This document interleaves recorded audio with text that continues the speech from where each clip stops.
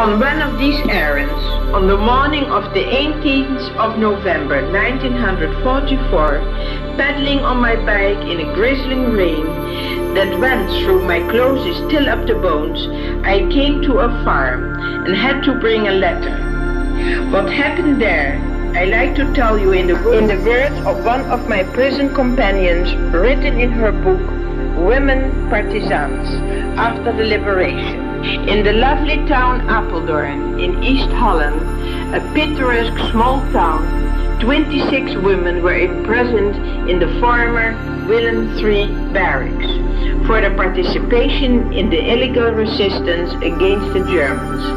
They were arrested by the SS, SD, and all of them for their own merit, waiting for a trial never to come. In these barracks were also men partisans, were imprisoned, heavily guarded by the Grüne Polizei, the most feared of all Nazi occupations. Now I have to tell you, because you never went through this time and you can't know it, you had several personal divided soldiers. You had German soldiers who had to go to war. You had the SS, they were chosen to go to war. You had the SD and Grüne Polizei, they gave themselves up to go to war and were mostly sadistic, bad people. Now come the report of the book. Here follows the testimony of one of the lady inmates as it occurred on the evening of the 18th of November. We were to call it a day and preparing our straw mattresses on the floor, when one of the wardens threw open the cell door and shouted, come out, and look at this bad, bad woman. She is a witch, and because of her, men died. Their houses burned down.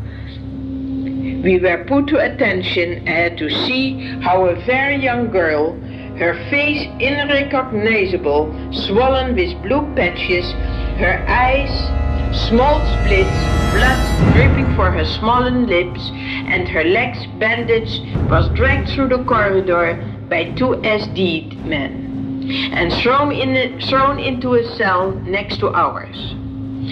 I went back to my sleeping place on the floor, not interested in the foul-mouthed amusement of the SS boarders. All of us with our own sorrow, and most of us weeping for ourselves and the maltreatment of this youngster. The next morning, 2 of our girls had to go into her cell and to bring her to the office for a new interrogation. And from there we heard the sad history.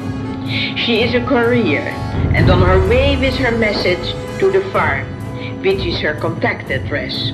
A young girl with an old bike, wearing a wet coat, heavy from rain, and at her feet old man boots, who is pedaling in such stormy weather when it is not very urgent. She bends over the steering wheel to protect herself against the rain and the wind, and enters the farmyard. The SD is waiting for her. They spring out from after the door, shouting, asking her name, and after hearing this, they are out of themselves for joy. This is the girl they are waiting for. They take her to the kitchen and ask her to tell them the names of the friends who sent her.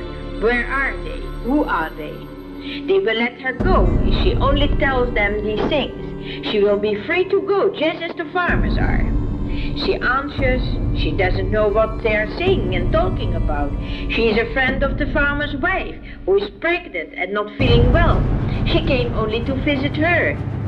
Then they beat her to the floor, throw her on the table, take off her clothes, and she is beaten on all parts of her body with sticks and belts. Still, she doesn't speak up.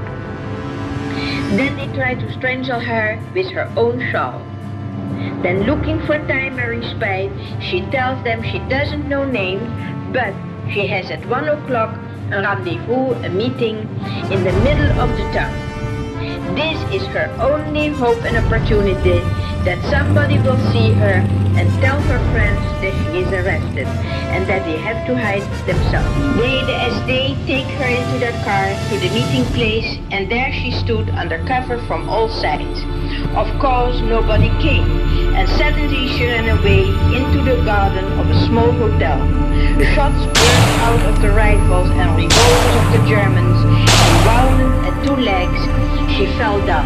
She tried to stand up, but is knocked down, and the furious SS broke down on her head his butt end of his rifle. In spite of her wounds, she had to walk to the car, and back they go to the farm. There they repeat their thrashings, but without success. She did not give up names and places. Then her tormentors took a box with matches and threatened, "This is your last chance. If you still will not tell us anything, we will enlight the farm and burn it down." She did know from experience, even when she would now tell them anything, they would burn down the house. And what is a house against the lives of her friends? She did not break down. Terrible was the sorrow of the farmer, their old mother, and their pregnant daughter. First the Germans stole everything: cows, chickens, linen, wooden, food, and they burned down the farm, the stalls, the shed. In prison her wounds were not attended, and only after she ran in high fever they called for a medical soldier, who treated the wounds with a dressing and bandaged her legs. For so far the book report.